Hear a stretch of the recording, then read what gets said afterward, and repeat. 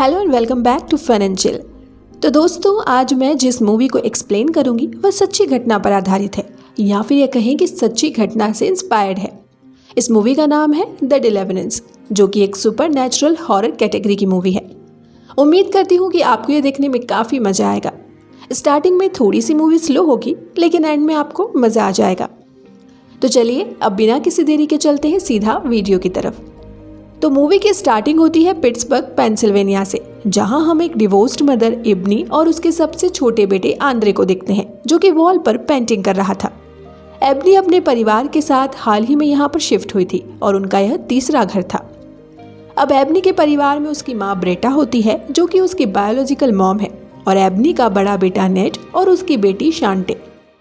Beretta net और शांटे को लेकर चर्च में जाती है, लेकिन उनका ध्यान चर्च में नहीं लगता। लेकिन फिर भी ब्रेटा उनको जबरदस्ती लेकर जाती है, क्योंकि उसका यह कहना था कि गॉड ने ही उसको बचाया था। लेकिन एब्नी जो होती है वह आंद्रे को चर्च नहीं जाने देती, और यही बात ब्रेटा रात को डिनर के वक्त एब्नी से पूछती है। लेकिन वो उल्टा उसे ही कहने लगती है कि वो उसको यह ना सिखाए कि बच्चे कैसे पाले जाते हैं। अब यहाँ पर एब्नी जो है वो एक नार्सिसिस्ट है, और नार्सिसिस्ट एक ऐसा पर्सन होता है जिसे अपनी गलतियाँ बिल्कुल नहीं दिखती और वह दूसरों को गलत समझता रहता है, यह जानते हुए भी कि गलती खुद उसकी थी। ब्रेटा अब आग में घी डालने का काम करती है और एब्नी के खाने में कमियां निकालने लगती है, जिससे कि एब्नी काफ़ी गुस्सा हो जाती है। दूसरी तरफ आंद्रे दूध मांगता है तो एब्नी यह कहती है कि वह तो लैक्टोज इंटॉलरेंट है, लेकिन आंद्रे का यह कहना था कि वो लैक्टोज इंटॉलरेंट नहीं है, और वो अपनी माँ के ऊपर ही इल्ज़ाम लगाता है कि वो कंजूसी कर रही है। और इस बात पर ब्रेटा काफ़ी हंसने लगती है, जिस पर गुस्से में आकर एब्नी आंद्रे के फेस पर चांटा मार देती है और आंद्रे का होठ फट जाता है। यहाँ पर हमको पता चलता है कि एब्नी एक अल्कोहलिक भी है, और वो अल्कोहल के नशे में बच्चों को मारा पीटा करती थी, और इसीलिए ही एब्नी के हस्बैंड ने डिवोर्स फाइल किया हुआ था। लेकिन इन बच्चों की कस्टडी एब्नी को मिल गई और अब वो खुद को सुधारने की कोशिश कर रही है। तभी हम नोटिस करते हैं कि नेट, शांटे और आंद्रे एक ही रूम में सोते हैं, और शांटे का मोबाइल भी टूटा हुआ था और वो अपने डैड से बात भी कर रही थी। तभी वहाँ पर किसी मक्खी के भिनभिनाने की आवाज़ आने लगती है, और नीचे एब्नी भी सारे खर्चों का हिसाब किताब लगा रही थी कि तभी उसे भी एक मक्खी दिखाई देती है। वो नोटिस करती है कि वो मक्खी बेसमेंट से आई थी। अब वो बेसमेंट की तरफ देखती है जहाँ पर ढेर सारी मक्खियाँ थी, तो वो बेसमेंट का दरवाज़ा बंद कर देती है। अब आधी रात को हम देखते हैं कि आंद्रे अचानक से उठकर नीचे आता है और फ्रिज में रखा हुआ दूध पीने लगता है, और पीने क्या लगता है, वो तो आधे से ज़्यादा तो नीचे गिरा रहा था। तभी एक बर्ड आकर पास वाली विंडो में टकरा जाती है, लेकिन आंद्रे का इस पर कोई भी रिएक्शन नहीं था। वो बाद में बाहर जाता है तो बाहर एक रेवन बर्ड थी, जो कि अपनी आखिरी सांसें गिन रही थी। अब देखो, जैसा कि आप जानते हैं कि डेमोनिक और हॉरर मूवीज़ के अंदर रेवन बर्ड मौत से जुड़ी हुई होती है, एंड मोस्टली इसको एक बुरा शगुन माना जाता है। लेकिन टू बी ऑनेस्ट, जो रेवन बर्ड्स होती हैं वो काफ़ी समझदार होती हैं, एंड वो ऐसी बिल्कुल नहीं होती। एनीवे, इसके बाद वो रेवन बर्ड वहीं पर ख़त्म हो जाती है और सीन अगली सुबह पर आता है, जहाँ पर हम आंद्रे, नेट और शांटी को स्कूल से घर आते हुए देखते हैं, और एब्नी को कार की EMI वाले कॉल कर रहे थे कि 3 महीने से EMI नहीं आई है। तो एब्नी ये कहती है कि उसके 3 बच्चे हैं और उसने सारे पैसे नए घर में शिफ्ट होने में लगा दिए हैं। तो EMI वाला यह कहता है कि उन्हें इस चीज़ से कोई मतलब नहीं है। तो एब्नी भी गुस्से में आकर ये कह देती है कि तो फिर EMI भी उसकी दिक्कत नहीं है और उन्हें कुछ करना होगा। अब सीन शिफ्ट होता है और हम नोटिस करते हैं कि पास की गली का एक लड़का नेट को गालियाँ दे रहा था, और वह एक पत्थर नेट के सर में मार देता है, जिस वजह से उसके सर से खून आने लगता है। लेकिन फिर भी वह कुछ नहीं करता और चलता रहता है। बेसिकली वो लड़ाई वगैरह नहीं करना चाहता था। इधर घर की सफाई करते हुए एब्नी को नेट के क्लोजेट में से वोडका की बोतल और कुछ पैसे मिलते हैं। जब नेट घर आता है तो वो उससे उस बोतल के बारे में पूछती है, तो नेट कहता है कि वो ड्रिंक नहीं करता, उसने तो यह अपनी माँ से छुपाई थी, क्योंकि जैसा कि मैंने आपको बताया था एब्नी अल्कोहलिक हुआ करती थी। नेट के कपड़ों पर खून देखकर एब्नी शांटे से पूछती है कि क्या हुआ, तो शांटे सब कुछ बता देती है, और एब्नी सीधा उस लड़के के पास जाती है, और शांटे से हमको पता चलता है कि एब्नी को एक बार पहले जेल भी हो चुकी है। खैर, एब्नी जाकर उस लड़के को अच्छे से समझाती है कि वह नेट को आगे से तंग ना करे। अब वो वापस आती है तो इससे हमको ये पता चलता है कि एबनी को एंगर इश्यूज भी हैं और यही बात ब्रेटा भी उसको बताती है। तो एबनी की बातों से हम यह जान पाते हैं कि असल में ब्रेटा भी पहले नशा किया करती थी और वह एबनी को मारा पीटा करती, लेकिन फिर चर्च जाने लगी थी और ड्रग्स और एबनी को उसने अब्यूज़ करना छोड़ दिया और इसीलिए ही ब्रेटा कहा करती थी कि चर्च जाने से सब ठीक हो जाता है। अब आंद्रे पीछे बैकयार्ड में होता है और वो किसी से बात कर रहा था, लेकिन हम नोटिस करते हैं कि वहाँ पर कोई मौजूद नहीं था। अब तभी एबनी वहाँ पर आती है और वो बेसमेंट के बाहरी दरवाजे में से मक्खियों को बाहर आता देखती है। फिर वो आंद्रे को अंदर जाने के लिए कहती है। अब रात को जब सभी टीवी देख रहे थे तो एबनी शांटे की बर्थडे पार्टी को पोस्टपोन करने के बारे में पूछती है, लेकिन शांटे इसके लिए नहीं मानती और ऊपर से वो एबनी को उसे एक नया फ़ोन दिलाने के लिए भी कहती है, लेकिन वो उसके लिए मना कर देती है क्योंकि उनके पास पैसे नहीं थे। तो शांटे अब दुखी होकर ऊपर चली जाती है और उसके पीछे पीछे आंद्रे भी चला जाता है। अब आधी रात का सीन आता है जहाँ पर आंद्रे बेसमेंट के अंदर चला गया था और आवाज़ सुनकर एबनी भी सारा घर चेक करने लगती है कि कोई घर में ना आ गया हो, लेकिन हम नोटिस करते हैं कि आंद्रे अपने रूम में चला गया था और एबनी बेसमेंट के दरवाजे को खुला देखकर काफ़ी हैरान हो जाती है कि वो बार बार गेट को बंद करती है लेकिन वो फिर से ओपन हो जाता है और अब गुस्से में आकर वो फिर से दरवाजे को बंद करती है। अब अगली सुबह हम ये देखते हैं कि ब्रेटा ने आखिर चर्च जाना क्यों शुरू किया था। तो ब्रेटा को असल में ल्यूकेमिया है, यानी कि कैंसर, और वो काफ़ी पहले ही ख़त्म हो जाती, लेकिन जब से वो चर्च जा रही है उसकी हालत ठीक हुई है। अब ब्रेटा अपनी कीमोथेरेपी कराने के लिए क्लिनिक जाती है जहाँ पर वो रिचर्ड नाम के आदमी के साथ फ्लर्ट करने लगती है और वो भी ब्रेटा से काफ़ी इम्प्रेस्ड हो गया था। खैर वहाँ पर कुछ और औरतें भी थी जो कि ब्रेटा के बारे में गलत बातें कर रही थी, तो वो उनको डांट कर चुप करवा देती है। फिर वो जब थेरेपी करवा कर वापस जा रही होती है तो रिसेप्शनिस्ट ब्रेटा को यह बताती है कि उसकी 2 महीने की पेमेंट पेंडिंग है। ब्रेटा बताती है कि उसकी मेडिकल इंश्योरेंस तो खत्म हो गई होगी, तो रिसेप्शनिस्ट यह बताती है कि उन्होंने तो 1 साल पहले ही मेडिकल इंश्योरेंस वाले केस लेना बंद कर दिए थे। तब ब्रेटा यह पूछती है कि तो अब तक बिल्स कौन पे कर रहा था। तब रिसेप्शनिस्ट बताती है कि एबनी ही बिल्स को पे कर रही थी और उसने यह बात ब्रेटा को बताने के लिए मना किया था, यानी कि एबनी जितनी बुरी दिखती है वो उतनी बुरी नहीं थी। वो बहुत ही ज़्यादा मेहनत कर रही थी अपने परिवार को चलाने के लिए। अब रात को हम ये देखते हैं कि एबनी काफ़ी ज़्यादा ड्रिंक करके आई थी और वो ब्रेटा के पास जाती है। ब्रेटा उसे सारी बात बता देती है कि उसको पता चल चुका है कि वही उसके मेडिकल बिल्स पे कर रही थी। इस बात पर एबनी कुछ नहीं बोलती और सोने चली जाती है। आधी रात को उसे कुछ आवाज़ आती है और वो अपने साथ एक बैट लेकर नीचे चेक करने जाती है, लेकिन वहाँ कोई नहीं था। तभी एबनी अचानक से वोमिट करने लगती है और फिर वहाँ नेट आ जाता है। वो एबनी से उसके पैसों के बारे में पूछता है जो उसको उसके डैड ने भेजे थे, क्योंकि नेट कहीं दूर जाना चाहता था, वह अपनी माँ के साथ नहीं रहना चाहता। यह बात सुनकर एबनी नेट को जोर से थप्पड़ मारती है और गुस्से में नेट भी एबनी को जोर से धक्का मारता है, इतनी जोर से कि एबनी बहुत जोर से नीचे गिर जाती है। गुस्से में एबनी नेट को मारने लगती है और वहाँ तभी आंद्रे आ जाता है और वह अपनी माँ को रोकने के लिए भागता है, लेकिन बैट पर उसका पैर पड़ने की वजह से वो भी नीचे फिसल कर गिर गया था। उसे काफ़ी चोट लगती है। फिर नेट अपने रूम में चला जाता है और रात को एबनी नेट के पास आती है और उसे उसके पैसे लौटा देती है।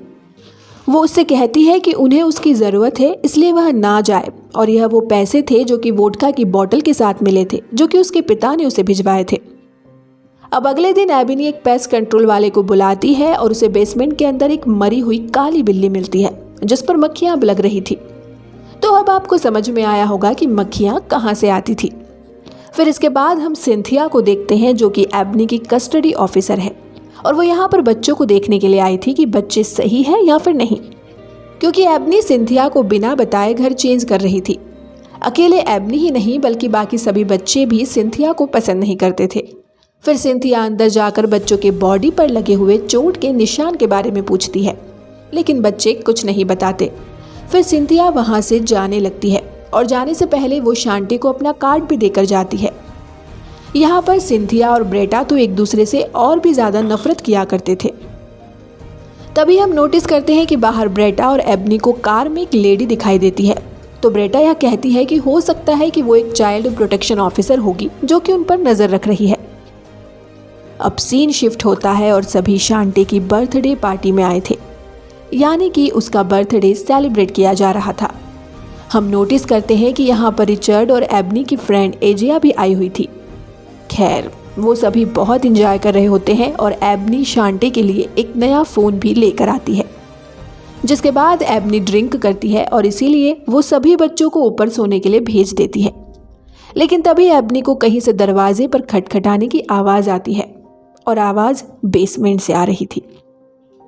अंदर आंद्रे था जो कि दरवाजे पर अपना सर मार रहा था।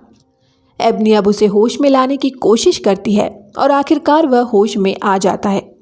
वो यह कहता है कि वो वहाँ पर ट्रे से बात कर रहा था जो बेसमेंट के होल में रहता है और कभी कभी वो उसके क्लोजेट में भी आता है। एबनी देखती है कि आंद्रे को बुखार है तो वो उसे ऊपर लेकर जाती है और उसके माथे पर आइस पैक रख देती है। अब वो नीचे आकर ड्रिंक करने लगती है और नशे की हालत में वह एजिया को कुछ गलत बोल देती है, जिस वजह से वह गुस्सा होकर वहाँ से चली जाती है। एबनी अब देखती है कि आंद्रे फिर से नीचे आ गया था तो फिर से वो उसे ऊपर भेज देती है और खुद भी सोने चली जाती है। तभी हम नोटिस करते हैं कि बच्चों के रूम से आवाज़ आ रही थी, जैसे कि कोई ज़ोर ज़ोर से वॉल में कुछ मार रहा हो, और बच्चों को भी क्लोजेट में कुछ दिखाई देता है। और एबनी उनके रूम में जाती है और नीचे ब्रेटा रिचर्ड को घर भेज देती है। फिर तभी ब्रेटा को ऊपर से बच्चों के चिल्लाने की तेज़ आवाज़ आती है। वो बच्चों के रूम में जाकर देखती है कि वहाँ की वॉल टूटी हुई थी और बच्चे काफ़ी डरे सहमे से थे। तो आंद्रे बताता है कि एबनी ने उन्हें वॉल में पटका था। अब यह बात सुनकर ब्रेटा एबनी को वहाँ से बाहर भेज देती है, लेकिन एबनी का यह कहना था कि उसने ऐसा कुछ भी नहीं किया। अब सीन अगले दिन पर शिफ्ट होता है और ब्रेटा बच्चों को स्कूल छोड़ने जा रही थी और उनका पीछा वही लेडी कर रही थी जिसको हमने पहले देखा था। तभी हम बच्चों को स्कूल में देखते हैं जो कि अजीब बर्ताव कर रहे थे। लाइक नेट सीरियस बातों पर हंस रहा होता है। जब उसकी टीचर HIV के ऊपर लेक्चर दे रही थी तो वो काफ़ी हंस रहा था, और यह सीरियस इसलिए था क्योंकि उसका खुद का बेटा HIV से ख़त्म हुआ था। लेकिन नेट हंसता रहता है। आंद्रे क्लासरूम के अंदर ही पैंट उतारकर पोटी करने लगता है और टीचर पर फेंक देता है। उधर शांति की थाइज में से भी ब्लीडिंग होने लगती है, यानी कि इन तीनों के साथ कुछ बहुत ही अजीब घटित हो रहा था। यह बच्चे पहले ऐसा नहीं करते थे। अब तभी इन सब के बारे में ब्रेटा को पता चलता है, जो कि एबनी को कॉल करके बताती है और वो जल्दी से हॉस्पिटल आती है जहाँ पर आंद्रे का साइकोलॉजिकल टेस्ट चल रहा होता है। और वो एक रेवन की फ़ोटो को देखकर उसे ट्रे बोलता है। फिर एबनी और ब्रेटा डॉक्टर के पास जाते हैं और डॉक्टर ये कहती है कि बच्चे एकदम नॉर्मल है। तो एबनी उस डॉक्टर के ऊपर ही चिल्लाने लगती है। तब डॉक्टर ये कहती है कि हाँ, बच्चों के साथ कुछ तो गलत है, और वो यह है उनकी बॉडी पर बड़े बड़े चोट के निशान। यह बात सुनकर एबनी शांत हो जाती है। अब वहाँ से ये बाहर आ जाते हैं और बाहर ब्रेटा और एबनी के बीच बहस हो जाती है, जिस दौरान इन दोनों ने ही एक दूसरे को गालियाँ दे दी थी। फिर एबनी अपने बच्चों को अपने साथ घर ले जाती है और इसके बाद सीन शिफ्ट होता है रात को। एबनी आंद्रे को नहला रही थी और नीचे फ़ोन रिंग होने लगती है, लेकिन ब्रेटा फ़ोन नहीं उठाती। तभी नेट भी उठ जाता है और एबनी नीचे फ़ोन उठाने जाती है, लेकिन फ़ोन पर बस लोन वाले थे। अब यहाँ ब्रेटा एक क्रूसीफिक्स वॉल पर लगा रही थी, लेकिन एबनी उसे रोकने की कोशिश करती है, पर ब्रेटा एबनी को ऐसा नहीं करने देती। और अब वो वापस आंद्रे के पास चली जाती है और नोटिस करती है कि नेट आंद्रे को बाथटब में डुबाकर ख़त्म करने की कोशिश कर रहा था। एबनी अपना पूरा जोर लगाती है नेट को खींचने के लिए, लेकिन नेट आंद्रे को छोड़ने के लिए तैयार नहीं था। लेकिन कैसे भी करके एबनी आंद्रे को बचा लेती है और वहाँ तभी ब्रेटा भी आ जाती है। नेट अब रोने लगता है कि उसे नहीं पता कि उसने ऐसा क्यों किया। वो ऐसा नहीं करना चाहता था। अब अगले दिन सिंथिया फिर से बच्चों को देखने के लिए आई थी, क्योंकि आज बच्चे स्कूल नहीं गए थे, और उस डॉक्टर ने उसे बच्चों की बॉडीज पर चोट के निशानों के बारे में भी बता दिया था। सिंथिया एबनी पर ही इल्ज़ाम लगाए जा रही थी, तो एबनी यह कहती है कि इस घर में कुछ अजीब है जो कि बच्चों को कुछ तो कर रहा है। लेकिन सिंथिया को तो बस अपनी अथॉरिटी जतानी थी, क्योंकि वो कुछ नहीं कर सकती, इसलिए सिंथिया ऐसा कर रही है। अगर उसके बच्चे होते तो वो ऐसा नहीं करती। यह सुनकर सिंथिया यह बोलती है कि उसका भी एक बेटा हुआ करता था, जो कि 8 साल की उम्र में ख़त्म हो गया एक एक्सीडेंट के दौरान। और अगर उस दिन सिंथिया ने ध्यान दिया होता तो आज उसका बेटा जिंदा होता। और वो यह सब इसलिए करती है ताकि बच्चों के साथ ऐसा ना हो जैसा उसके बेटे के साथ हुआ। वो बताती है कि उसे बहुत गुस्सा आता है एबनी जैसी लेडीज पर जो कि अपने बच्चों को एब्यूज करती है।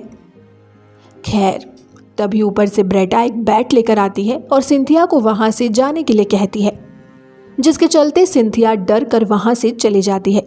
लेकिन बाहर वही लेडी थी जो कि पहले भी वहां एबनी पर नजर रख रही थी और वह एबनी की फोटोज ले रही होती है, तो ब्रेटा उससे भी वहां से भगा देती है। तभी हम देखते हैं ब्रेटा को जो कि अपने चर्च की पेस्टर से बात कर रही होती है उनकी हेल्प मांगने के लिए, लेकिन वो यह कहती है कि वो उसकी कोई हेल्प नहीं कर सकती। फिर सीन एबनी पर शिफ्ट होता है जो कि बार में ड्रिंक करके घर वापस जाने लगती है और बार के बाहर वही लेडी खड़ी हुई थी जो कि अब तक एबनी पर नजर रख रही थी, उसकी फोटो उसको ले रही थी। अब एबनी उसको गालियां देकर वहां से जाने लगती है और वो लेडी यह बताती है कि एबनी के घर में असल में एक इविल स्पिरिट का वास है जो कि उसके बच्चों को खत्म कर देगा। फिर वो लेडी एबनी को एक डिनर पर लेकर जाती है और वो उसे बताती है कि वो अपोजल है, यानी कि वह जीसस क्राइस्ट के कमांड्स पर चलती है और उन्होंने ही एबनी की हेल्प करने के लिए उसे वहां पर भेजा। वो बोलती है कि जो चीज़ एबनी के घर पर है वो असल में एक फॉलन एंजल है, वो भी काफ़ी हाई रैंक का, यानी कि हायर रैंक डीमन है। वो तभी से उसे एक परिवार की फ़ोटो दिखाती है और यह बोलती है कि परिवार एबनी से पहले वहाँ पर रहने के लिए आया था। उसके अंदर हस्बैंड, वाइफ और ट्विन बच्चे हुआ करते थे। लड़के को उस डीमन ने पजस कर लिया था और किसी डॉक्टर को उसकी इस हालत के बारे में पता नहीं चल पाया कि उसे प्रॉब्लम क्या है। जब वो उस घर में पहली बार गई थी तो उसे वहाँ से मौत की बदबू आई थी और वो डीमन बहुत ही ज़्यादा स्ट्रॉन्ग था, इसलिए वो उस बच्चे को नहीं बचा पाई। और फिर वाइफ को भी डीमन ने पजस कर लिया और उसने अपने ही हस्बैंड का सर धड़ से अलग कर दिया और अपनी बेटी को भी ख़त्म कर दिया था। एपोजल कहती है कि उसे आंद्रे का डिलीवरेंस करना होगा। असल में डिलीवरेंस में कोई रिचुअल नहीं होता, ना ही कोई ड्रेस कोड जैसी चीज़ होती है जैसे कि एग्जॉर्सिस्ट करते हैं। डिलीवरेंस में सीधा जीसस क्राइस्ट से ही हेल्प मांगी जाती है और डीमन को बाहर निकाल दिया जाता है। इसके अंदर फेथ की ज़रूरत पड़ती है। एबनी को उसकी बातों पर यकीन नहीं था और वो वहाँ से जाने लगती है, तो एपोजल यह बोलकर उसे अपना एड्रेस देती है कि उसे उसकी ज़रूरत पड़ेगी। इधर घर पर ब्रेटा को नीचे से किसी की आवाज़ आती है और वो नीचे जाने लगती है और उसे भी वहाँ से स्मेल आ रही थी। जैसे ही वो नीचे आती है घर की लाइट चली जाती है और वो डीमन ब्रेटा के ऊपर हमला करता है, वो भी आंद्रे के रूप में। वो ब्रेटा का गला दबाकर उसे ख़त्म कर देता है। जब एबनी घर पहुंचती है तो घर का फायर अलार्म ऑन था, दीवार पर लगा हुआ क्रूसीफिक्स जल रहा होता है और एबनी देखती है कि ब्रेटा ख़त्म हो चुकी है। फिर वहां आंद्रे आता है और वो उसे कहता है कि उसे कुछ नहीं पता। तभी वहां पर एम्बुलेंस आती है और एबनी बच्चों को लेकर वहां से जाने लगती है क्योंकि एबनी के घर को क्राइम सीन डिक्लेयर कर दिया गया था। सुबह वहां पर सिंथिया घर की फ़ोटोज़ क्लिक करने लगती है, स्पेशली उस वॉल पर लगे हुए उस जले हुए क्रूसीफिक्स की। अब सीन शिफ्ट होता है और एबनी अपनी कार में जा रही थी और रात भी हो गई थी। तभी आंद्रे को कुछ होने लगता है। वो कहता है कि ब्रेटा एबनी की वजह से ख़त्म हुई थी। वो कहता है कि वो उन सब को मार देगा। तभी एबनी देखती है कि आंद्रे की आंखें एकदम काली हो गई थी। वो बहुत डर जाती है और इसी चक्कर में एबनी एक ट्रक से टकराने से बाल बाल बचती है। वो अब अपनी कार को साइड में लगाती है और एक डिनर में जाकर हेल्प मांगती है।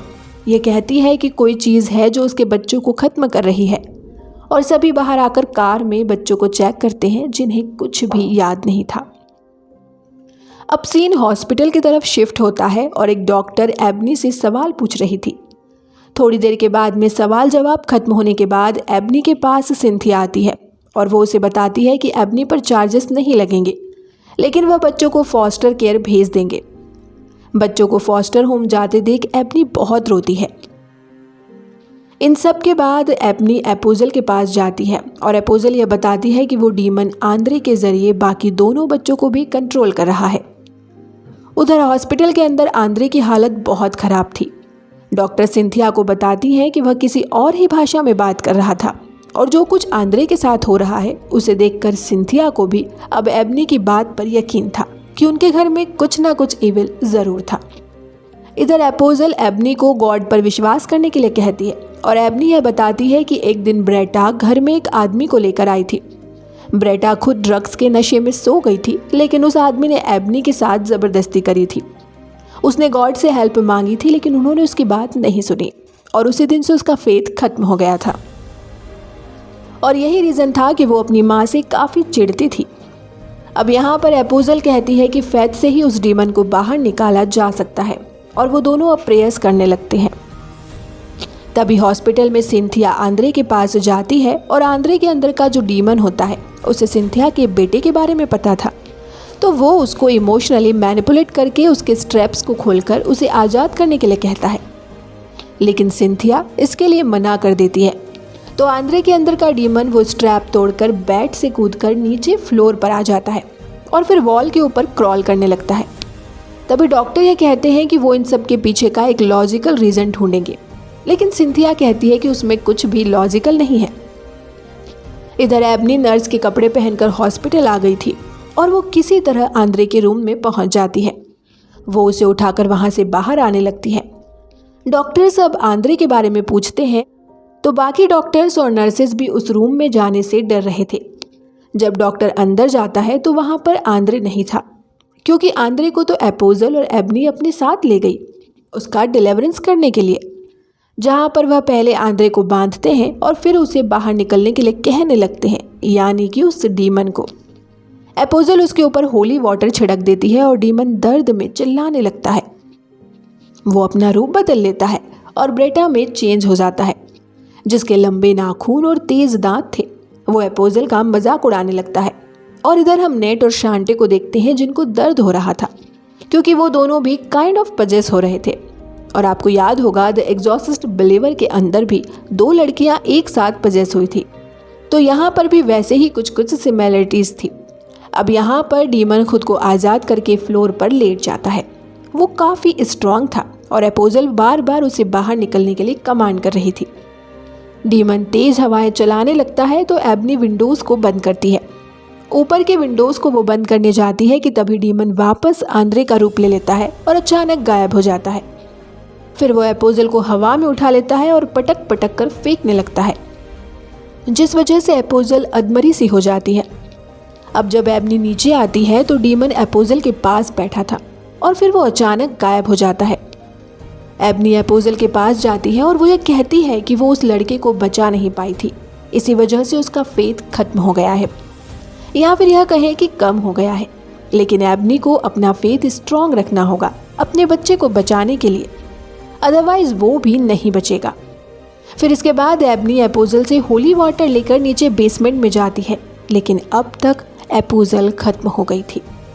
मतलब यहाँ पर सिंपल सी बात है, अगर फेथ में हल्का सा भी डाउट हुआ तो डीमन आपसे जीत जाएगा। अब आगे नीचे जाकर एबनी एक होल को देखती है ग्राउंड में, जो कि हेल का एक पोर्टल था, और हम जानते हैं कि जो फॉलन एंजल्स थे वो इसी तरह से हेल में गए थे। अब वहीं पास में डीमन बैठा हुआ था, तो एबनी उस पर होली वाटर छिड़क देती है, जिससे कि उसे पेन होता है। डीमन एबनी के ऊपर हमला कर देता है। वो उसी का रूप ले लेता है और डीमन एबनी को धीरे धीरे मारने लगता है। वो उसकी बॉडी को तोड़ने लगता है। एबनी भी अब अधमरी सी हो गई थी, लेकिन उसका फेथ नहीं टूटा था, इसलिए डीमन एबनी का गला अपने पैर से दबाने लगता है और धीरे धीरे एबनी खत्म होने लगती है। लेकिन खत्म होने से पहले ही होता यह है कि वो अपने सामने अपने बच्चों की एक झलक को देखती है। फिर हम एबनी को अपनी कॉन्शियसनेस में ही देख पाते हैं, जहाँ पर उसे ब्रेटा की बात याद आती है कि अगर वो उससे गुस्सा है तो वो गॉड से बात करे, और यहाँ गॉड भी एबनी को एक्सेप्ट कर लेते हैं और फिर वो वापस से जिंदा हो जाती है, यानी कि कुछ पल के लिए उसके अंदर गॉड आ गए थे। यहाँ पर डीमन कहता है कि कोई भी उससे बच नहीं सकता और वो सबको खत्म कर देगा। यहाँ पर एबनी गॉड की हेल्प मांगने लगती है और डीमन जलने लगता है। डीमन को समझ आ चुका था कि अब मैटर सीरियस हो गया है, इसलिए वो दर्द में भीख मांगने लगता है। उधर नेट और शांति की हालत भी खराब थी, क्योंकि ये सभी कनेक्टेड हो गए थे। लेकिन अचानक से एबनी एक एंशिएंट लैंग्वेज में प्रे करने लगती है और आखिरी टाइम में वो गॉड वर्ड बोलती है और डीमन जलने लगता है। एबनी उस डीमन को उसी होल में फेंक देती है, और अब जैसे ही ये फॉलन एंजल यानी कि डीमन हेल में जाता है तो एक बहुत बड़ा ब्लास्ट होता है और एबनी दूर जा गिरती है। उधर शांटे और नेट भी अब नॉर्मल हो गए थे, जिसके बाद एबनी को होश आता है और वो होल के पास आंद्रे को देखती है जो कि अब नॉर्मल हो गया था। अब आप ये सोच रहे होंगे कि डीमन ने इनको पजेस किया कैसे। ये तीनों बहुत ही ज्यादा टूटे हुए थे। इनके पेरेंट्स का डिवोर्स होने वाला था, जिसकी वजह से इनके मन में बहुत पेन था। तो यहाँ पर सबसे ज्यादा दुख आंद्रे को था, जिसके चलते डीमन ने उसे पजेस किया और एक एक करके बाकी 2 बच्चे भी पजेस हो गए। लेकिन यहाँ पर फाइनली मैटर ठीक हो चुका था। अब यहाँ पर कुछ दिनों बाद का सीन दिखाया जाता है और सिंथिया एबनी से मिलने आती है, जो कि उस घर को छोड़कर जा रही थी। सिंथिया कहती है कि बच्चों को कुछ याद नहीं है और एबनी के हस्बैंड ने पिटीशन फाइल करी है। खैर, एबनी कहती है कि उसे गॉड पर यकीन है और वह अपने बच्चों के साथ ही रहेगी।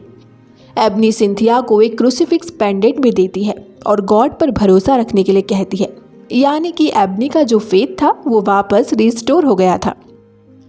अब मूवी के एंडिंग में हमको बताया जाता है कि असल में ये जो कहानी है वो रियल लाइफ स्टोरी पर आधारित है। अब 6 मंथ्स के बाद में चाइल्ड सर्विसेज वालों ने एबनी की पिटीशन ग्रांट कर ली थी और बच्चों की अब फुल कस्टडी उसे मिल जाती है, यानी कि अब उसके बच्चों पर उसके पिता का कोई भी हक नहीं रहेगा। शायद वो मिलने तो आ सकते हैं, लेकिन लीगल कस्टडी उसके पास ही रहेगी। अब तभी हम एबनी और 3 बच्चों को देखते हैं जो कि कार में जा रहे थे और सभी काफ़ी खुश भी होते हैं। फिर हमें बताया जाता है कि यह मूवी असल में लटोया एमंस की ज़िंदगी से इंस्पायर्ड है। वो घर 2016 तक खाली रहा था और फिर उसको गिरा दिया गया, यानी कि ये सच्ची घटना थी। लेकिन अभी भी उस घर के आसपास, यानी कि उस ज़मीन के आसपास में सुपरनैचुरल एक्टिविटीज़ होती रहती हैं। और ये जो मूवी है हमें कहानियों से इंस्पायर्ड होकर बताई गई है कि जो फॉलन एंजल्स थे वो अलग अलग जगह पर जाकर धरती पर गिरे थे, जो कि अलग अलग डीमन में तब्दील हो गए अपने अंदर की चीज़ों की वजह से, यानी कि अपने अंदर की ईविल की वजह से। और शायद से ये जो डीमन था ये उनमें से ही कोई एक था। और इसी के साथ में द डिलीवरेंस मूवी यहीं पर ख़त्म हो जाती है। तो दोस्तों, यह थी हाल ही में नेटफ्लिक्स पर आई द डिलीवरेंस मूवी की कहानी, जो सच्ची घटना पर आधारित थी। आपको यह कैसी लगी हमें कमेंट में ज़रूर बताएं। वीडियो पसंद आए तो इसे लाइक, शेयर और चैनल को सब्सक्राइब करना ना भूलें। मिलते हैं आपसे एक और इंटरेस्टिंग वीडियो के साथ। Till then, good bye.